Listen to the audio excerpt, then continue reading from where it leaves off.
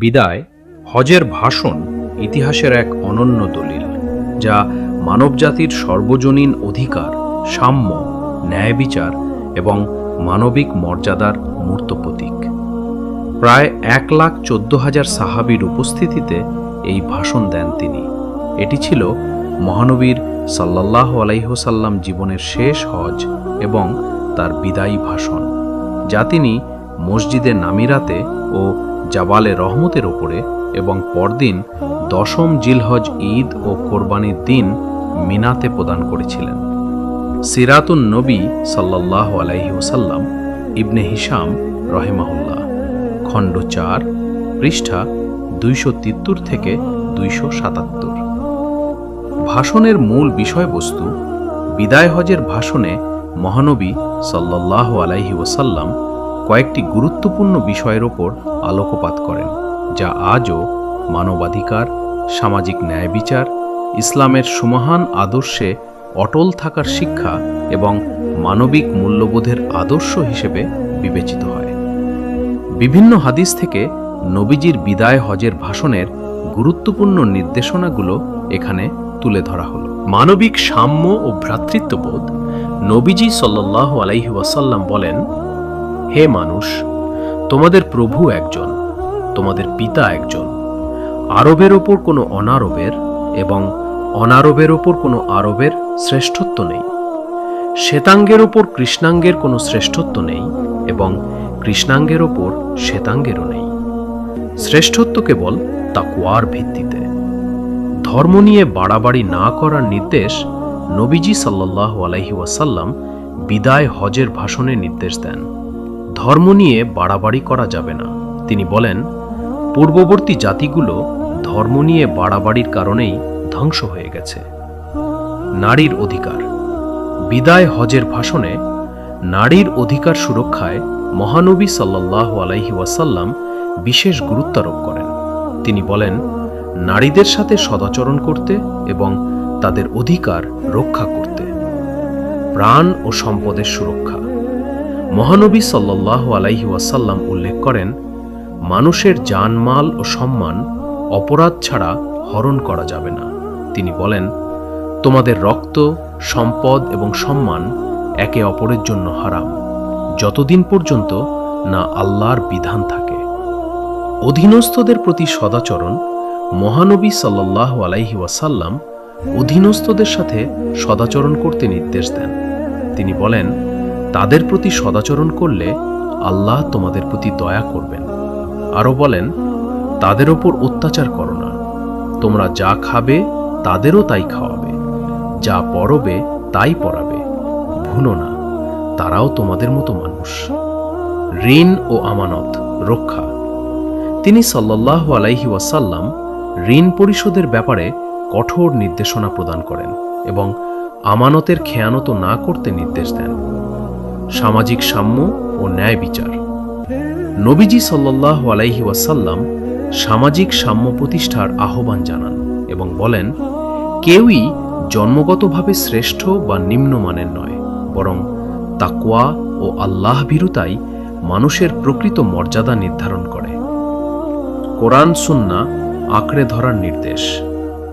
নবীজি বলেছেন, আমি তোমাদের মাঝে এমন এক জিনিস রেখে যাচ্ছি যা দৃঢ়ভাবে আঁকড়ে ধরে থাকলে তোমরা পথভ্রষ্ট হবে না। তা হচ্ছে আল্লাহর কিতাব। আমার সম্পর্কে তোমরা জিজ্ঞাসিত হলে তখন তোমরা কি বলবে? তারা বলল, আমরা সাক্ষ্য দেব যে আপনি আল্লাহর বাণী পৌঁছিয়েছেন, আপনার হক আদায় করেছেন এবং সদুপদেশ দিয়েছেন। তারপর তিনি তর্জনী আকাশের দিকে তুলে লোকদের ইশারা করে বললেন, ইয়া আল্লাহ, তুমি সাক্ষী থেকো। তিনি 3 বার এরূপ বলেন। শিরিক, বিদআত, চুরি ডাকাতি, জিনা থেকে পবিত্র থাকার নির্দেশনা। নবীজি বলেন, সাবধান, পৌত্তলিকতার পাপ যেন তোমাদের স্পর্শ না করে। শিরিক করো না, চুরি করো না, মিথ্যা কথা বেলো না, জেনা ব্যভিচার করো না। সর্বপ্রকার মলিনতা থেকে নিজেকে মুক্ত করে পবিত্রভাবে জীবনযাপন করে চিরদিন সত্যাশ্রয়ী হয়। নবীজি বলেন, জাহিলি যুগের যত রসম রেওয়াজ, শোন, আজ থেকে সব আমার পায়ের নিচে পদদলিত। সুদ নিষিদ্ধ। নবীজি বলেন, জাহেলিয়াতের সকল সুদ আজ বিলুপ্ত করা হলো। সর্বপ্রথম আমি যে সুদ বিলুপ্ত করছি তা আমারই বংশের আববাস ইবনে আব্দুল মুত্তালিবের সুদ। অহংকার করো না। নবীজি বলেন, যে ব্যক্তি নিজ বংশকে হে মনে করে অপর এক বংশের নামে আত্মপরিচমসে দেয়, আল্লাহর অভিশাপ তার উপর নেমে আসে। স্বামীর অনুমতি ছাড়া তার সম্পদ কাউকে দেওয়া যাবে না। বিদায়। হজের ভাষণে মহানবী সাল্লাল্লাহু আলাইহি ওয়াসাল্লাম উল্লেখ করেন যে একজন স্ত্রী তার স্বামীর অনুমতি ছাড়া তার সম্পদ কাউকে দিতে পারবেন না। এটি পরিবারের মধ্যে অর্থনৈতিক নিরাপত্তা এবং পারস্পরিক সম্মানের একটি গুরুত্বপূর্ণ দিক। একজনের অপরাধের দায় অন্যজনের নয়।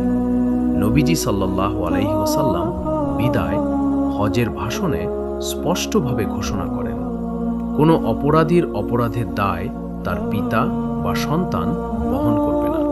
প্রত্যেকেই নিজ নিজ কর্মের জন্য দায়ী। নেতার আনুগত্যের নির্দেশ। নবীজি সাল্লাল্লাহু আলাইহি ওয়াসাল্লাম বিদায় হজের ভাষণে মুসলমানদেরকে তাদের নেতার প্রতি আনুগত্য করার নির্দেশ দেন। এমনকি সেই নেতা যদি কৃতদাসও হন, মুসলমানরা ভাই ভাই হয়ে থাকবে। বিদায় হজের ভাষণে মহানবী সাল্লাল্লাহু আলাইহি ওয়াসাল্লাম মুসলমানদের হিংসা বিদ্বেষ থেকে মুক্ত থাকতে বলেন। আরও বলেন, মুসলমানরা পরস্পর ভাই ভাই, তোমরা একে অপরের প্রতি জুলুম করো না। নবীজির এই বিদায়ী বার্তা সবার কাছে পৌঁছানোর নির্দেশনা। নবীজি বলেন, যারা উপস্থিত আছে তারা অনুপস্থিতে সব মুসলমানের কাছে আমার এই সব বাণী পৌঁছে দিও। হয়তো অনেক অনুপস্থিত লোক উপস্থিত শ্রোতা অপেক্ষা অধিক হেফাজতকারী হবে। কোরআনের আয়াত নাজিল ভাষণ শেষে ভাবের আতিশয্যে নবী সাল্লাল্লাহু আলাইহি ওয়াসাল্লাম নীরব হন। জান্নাতি নূরে তার চেহারা আলোকদীপ্ত হয়ে ওঠে। এই মুহূর্তে নাজিল হয়, আজকের এই দিনে তোমাদের দিনকে পূর্ণ করে দিলাম, তোমাদের ওপর আমার নিয়ামত পূর্ণ করে দিলাম, ইসলামকেই তোমাদের ওপর দিন হিসেবে মনোনীত করলাম। বিশাল জনতা নীরব। কিছুক্ষণ পরে তিনি চোখ মেলে করুণ স্নেহমাখা দৃষ্টিতে সেই জনসমুদ্রের প্রতি তাকিয়ে বললেন, বিদায়। একটা অজানা বিয়োগ বেদনা সবার হৃদয়ে ছায়াপাত করল। আল বিদায়া 1 নিহায়া ইবনে কাশির, খণ্ড 5, পৃষ্ঠা 198 ও 320 থেকে 342। বিদায় হজের ভাষণ মানবজাতির জন্য এক চিরন্তন আদর্শ। এতে যে সাম্য, ভ্রাতৃত্ব, মানবাধিকার এবং সামাজিক ন্যায় বিচারের শিক্ষা দেওয়া হয়েছে তা আজও সমানভাবে প্রাসঙ্গিক। এটি শুধুমাত্র মুসলমানদের জন্য নয়, বরং সমগ্র মানবজাতির জন্য একটি মহান শিক্ষণীয় দলিল।